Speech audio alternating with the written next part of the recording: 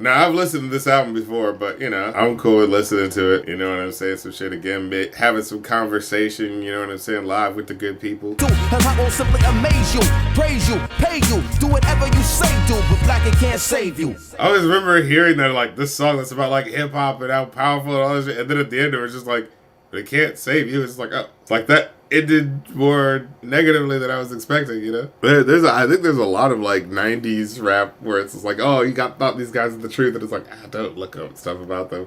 Like him, I think Talib Kweli being weird about black women online, and oh yeah, and then I found out like the whole record label that they came from was started by some like rich tech bros kid or something like that. Like one of those was like, oh wow, that's where the money came from. That's like just the thing was like that's directly where that was. It's just, It's like I guess they got to get the money from somewhere, but it's just. What's you know what I mean? It's one of those sort of deals. James Murdoch. No, it's even worse than I could have possibly imagined. The son of goddamn Rupert Murdoch. Chief executive of 21st Century Fox. Oh my god. It's like one of those like, I don't know how I feel about this. Oh god. Black Star 2 being dropped on some Bitcoin streaming platform. Oh, that's already scary. Yeah. Is the cherry on top of the sequel being a whole lot of ass? No. You see him, but it was rotting from the core and it was getting annoyed by they getting chubby with Rupert Murdoch's boy. Like, what's going on? What's going on? You know what I mean? But, we got at least one good album. Because I remember that was like, this album was solid, but like, I never got into any other Mos Def albums, and it's not that I don't like someone experimenting. For God's sakes, I'm listening to fucking Andre 3000's albums, and can't wait to hear what he does next, even though that kind of, wasn't always great. But, the point is that I appreciate the exploration. Nothing else ever got me, concerning Mos Def's output, other than this album, He's very much like a one-album wonder type of guy. He did, like, one or two other things that I remember, like, I guess Katrina Clap is kind of cool or whatever, but yeah. Now, and I really like this song, but the way it ends is always so awkward to me. Like, got to have it. She telling me commitment is something she can't manage. Wake up the next morning, she going like it was magic. Oh damn it! Like it just ended so suddenly that I was just like, it just felt so disconnected. Like maybe if there was some sort of clue that she was a stripper or something like that, but it was just kind of like the main thing I remember is like, yeah, she kind of blows him off at the beginning. See, that's what I like about the song at first, right? Like, it's kind of like a me accuser of the story. It's like, oh, this girl kind of blew me off. It's like, all right, that's cool. And then it's like, oh, she ends up sitting next to me. Oh, shit. All right, well, I'm going to be cool and have a good conversation.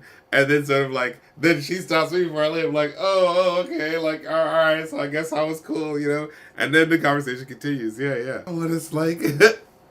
I understand. I'm feeling you. Besides, had I have a sense, ain't really that original. Like, if this is what, like, the Brown Sugar movie plot was about, you know what I mean? I'd be like, oh, shit, like, yeah, okay. Answer by my fly Taurus enchantress. Next week, who hit me up? I saw Sharice at the kitty club with some banging ass Asian playing Lay It Down and Lick Me Up. What? Yeah, like, with some banging ass Asian playing Lay It Down and Lick Me Up. It's like, when I first heard it, I was like, oh, they're just playing that song while it's happening? But then it's like, oh, is it like the girl's going down to the girl in the club? It's like, oh, okay. Like, but it's like, is that why she doesn't want to see him anymore? It's like, you know what I mean? The story doesn't really, like, complete. Yeah, it just ends awkwardly. And yeah, that's the bit of the frustration where it does sound good at first, where it's like, oh, it kind of feels like it's building up to something. And then it's just like, what if she was a hoe, though? And it's like, alright, it just felt like it was something more, interesting than this was gonna be the payoff, Like, yeah, I remember that frustrated feeling. Brooklyn got your payroll garnished, they form a huddle, whisper like they want trouble. I melt the ice grills into rainwater puddle. Okay, so this is one of those songs that I remember listening to, and it being like, it was like this and another couple of songs where I had that feeling of like, I remember listening to the instrumentals and kind of feeling like, instrumental, like, how sometimes like a Wu-Tang Clan song you listen to, it's so good, even the instrumental, you could just get hype off that shit. But with these songs, it's like, the instrumentals kind of have that Wyclef Jean producing for Cannabis feel, where they just feel kind of like weirdly undertone, you know what I mean? Like, but with Mos Def on it, he makes the song really good. And I remember this song feeling like one of those moments where it's just like, what is this beat? The little, what? And the like, drums that are really light, you know what I mean? It's just like, yeah, what is this beat? But Mos Def makes it, he really, like, plays a role on it, you know? There they go. Elvis Presley ain't got no soul. Bo Diddley is rock and roll.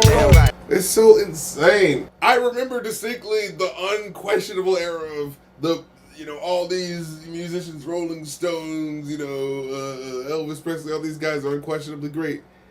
And then it's like, and then it just becomes, you know, impressed upon you that like, oh yeah, you know, all those guys wrote this. I was like, well, what the fuck then? Why can't everybody shout on their own shit, you know? It's like, God damn. I will say this, like, hey, just cause it's a white band don't mean you can't fuck with it. You know what I'm saying? Like, and like I said, at the end of the day, if the shit's dope, the shit is dope.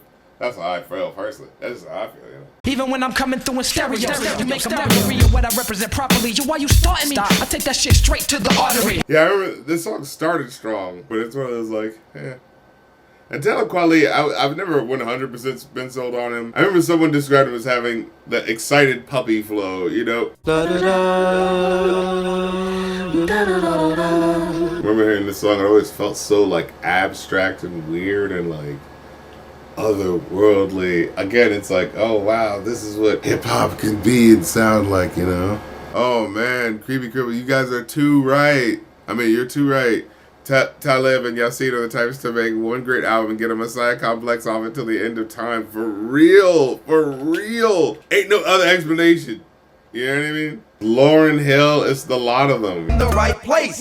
Showed them a water pass. And then she saw the gas. All embarrassed, put an extra lime on my water glass. Putting extra lines in my water glass? I love your autograph. Wow. This nigga. You can laugh and criticize Michael Jackson if you wanna. Woody Allen molested and married his stepdaughter. Now, this bit. Molested and married his stepdaughter. Now, it's like, I mean, they're both getting away with, you know what I mean? Like, I don't know if we need a case for MJ in that regard. I don't know about all that. Is it so with this album where I feel like every other song is really good because it just feels like a song will be so fucking good that it's like, you can't help but not be as good afterwards. Yeah, because hip-hop, like Fear Daughter Man is okay, then hip-hop is awesome, then Love is okay, the Miss Fat Booty is awesome, the Speed Law is awesome though, but Do It Now, no, that one's good, but it's just like because Busta Rhymes is on it as the one feature, it kind of like stands up, but it's not really like as hot as the previous tracks, you know? Got is good, but Umi Says is an absolute classic. Newer Water, I remember that being a classic. Rock and Roll is an absolute classic, yeah. Know That, I remember that being okay. Then Climb is a classic. Brooklyn is okay. I remember Brooklyn and Habitat being okay. And then Mr. Nigga is of course incredible. Mathematics I remember liking. And then May December is just an instrumental, which is kind of like, why is that even here? We might actually skip that one, because what the fuck? I don't know why this is here. Like, is it part of the Soul Clarion thing where they're like, oh, we gotta have something jazzy or something? I'm gonna skip this. I'm sorry. I just don't understand why this is here.